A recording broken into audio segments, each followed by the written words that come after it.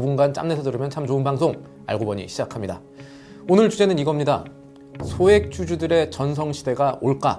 아니면 올라면 뭐가 필요한가? 뭐 이런 얘기인데, 최근에 이 소액주주 운동하시는 분 만나서 얘기를 듣다가 좀 재미있는, 어떻게 보면 충격적인 얘기 들었습니다. 주주총회 가는데 방검복을 입고 가야 된다는 거예요, 본인은. 왜냐면은 어깨에 이제 넓으신 분들 쫙 깔려가지고 이제 본인들이 이제 소액주주 운동하시는 거 알고 있으니까 되게 험악하게 대한다, 뭐 이런 얘기들이었죠. 그러니까 우리나라 소액주주들에 대한 기업들의 인식이 뭐 옛날에 그 주총꾼 혹시 아실지 모르겠습니다. 의장 뭐 이러면서 막 주주총회 진행 굉장히 뭐 길게 끄시는 분들 계셨어요. 그러면은 회사의 주식 담당 직원들 내려가지고 막 아유 좋은데 잠깐 가시죠 뭐 이렇게 하시는 분들 계셨는데, 기업들이 소액주주 됐던 인식이 주총꾼의 그것과 그렇게 다르지 않다는 겁니다. 아직까지도요. 그게 2023년 9월에 일어난 일이라고 하거든요. 그런데 지금 조금 바뀔 것 같습니다. 최근에 몇 가지 특징적인 일들이 일어났는데요. 다올투자증권이라는 회사가 있습니다. 여기가 최근에 경영권 분쟁이 있는 곳이에요. 이대주주가 이 소액주주 대상으로 직접 이제 공개 제안을 했습니다. 내 편 들어주면은 내가 배당도 안 받고 회사 경영권 정상화 시켜볼게, 뭐 이런 식으로 소액주주들을 자기 편으로 끌어들이기로 했고요. 기존에 있는 다른 기업들도 마찬가지입니다. 고려아연이라고 우리나라에서 구리랑 니켈 이런 거 제일 잘하는 회사가 있습니다. 여기가 이 회사와 동업관계에 있었던 영풍그룹과 지금 싸우고 있거든요. 여기도 이 소액주주분들이랑 어떻게 저희 표대결 하는데 소액주주분들 도와주십시오, 이렇게 공개적으로 도와달라 의사 표시하고 있습니다. 그러니까 기업들이 그동안 소액주주를 대했던 어떤 시선이나 온도가 조금씩 바뀌어가고 있는 거죠. 그럼 이거 왜 소액주주에 대한 시선이 바뀌고 있나를 좀 살펴봐야 될 것 같습니다. 하나는 우리나라의 소액주주들의 수가 무시 못하게 늘어나고 있다는 점을 드려야 될 것 같아요. 지금요 2022년 말 기준입니다. 아마 올해 말 통계가 새로 나오면은, 지난해 말 통계 새로 나오면 숫자가 더 커지겠죠. 우리나라 개인 투자자 수 1420만 명이 넘습니다. 이게 그전 통계랑 비교하면 이게 2018년에 있었던 통계가 하나 있었는데, 그때 당시는 개인 투자자 550만 정도였어요. 그러니까 확 늘어난 거죠. 한 2.6배 정도 지금 늘어나기 시작했는데, 그러다 보니까 점점 기업들이 주주들을, 소액주주들도 무시할 수 없게 됐다라는 게 하나가 있을 것이고요. 또 하나는 최근에 있었던 이 정부의 밸류업 프로그램, 그러니까 기업들이 주주가치 높이세요 라고 하는 어떤 강제성을 띨지 말지가 중요하지만, 이 프로그램들이 소액주주들이 원하는 바와 일치하고 기업들이 압박을 받는 그런 상황들이 조금씩 커지고 있다는 겁니다. 세 번째 이유가 조금 더 중요해 보이는데요.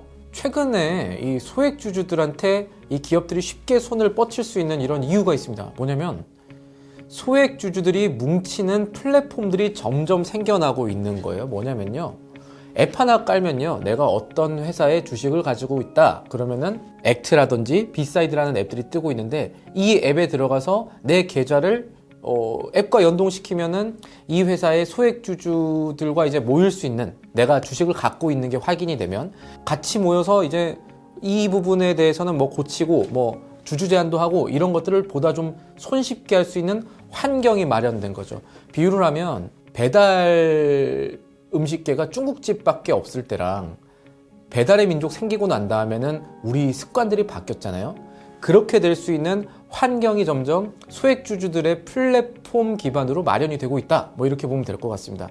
이 앱들이 얼마나 잘 될지도 지금은 굉장히 초기 단계니까 지켜봐야 될 것 같아요.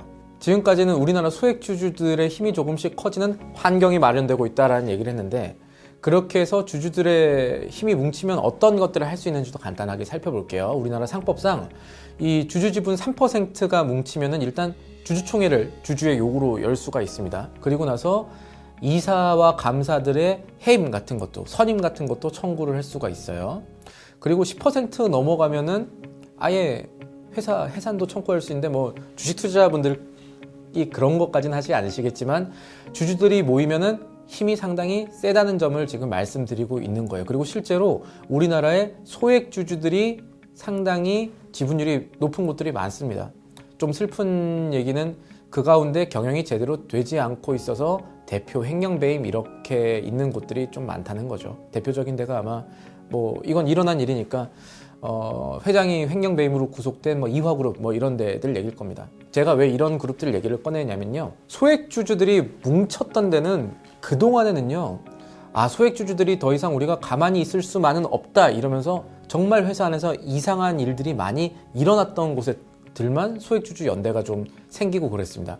그런데 제가 아까 이 플랫폼이 생기고 있다라고 말씀을 드렸잖아요. 아직까지 굉장히 초기 단계지만 이게 조금씩 마치 이 PC통신에서 인터넷으로 가듯이 점점 시대가 변하고 이런 것들이 활발해지면 단순하게 어려운 기업들 뿐만 아니더라도 소액주주들이 그냥 주주가치 제고를 더 잘 해주세요.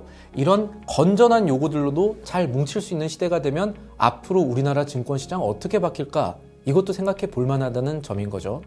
이제 그걸 하려면 결국 소액주주분들이 더 많이 뭉쳐야 되겠죠. 어떻게 뭉치느냐. 주주들의 이 표 하나하나가 되게 사실은 경영권 분쟁 이럴 때도 중요하고 주주총회 있을 때 중요합니다. 오는 3월 주총이 있죠. 아마 3월 한 중순쯤 되면은 우리가 알고 있는 뭐 유명한 기업들 그리고 여러분들이 가지고 있는 제가 가지고 있는 아주 조그마한 기업들도 주주총회를 열게 될 텐데 이때 우리의 표가 힘을 가지려면 잘 뭉쳐야 되고 이런 표들을 뭉칠 수 있는 원동력들이 지금 조금씩 생겨나니까 거기도 관심을 가져보면 정반적으로는 장기적으로는 우리나라 증권시장 그동안에는 너무 코리아 디스카운트다 이런 말 많았는데 조금씩 그런 것들을 우리 손으로 걷어낼 수 있지 않을까라는 생각도 해볼 수가 있을 것 같습니다. 여러분들의 생각은 어떠신지도 궁금합니다. 저희는 다음 시간에 더 재밌는 얘기들로 찾아뵐게요. 여러분들의 많은 관심과 좋아요, 구독도 같이 필요합니다.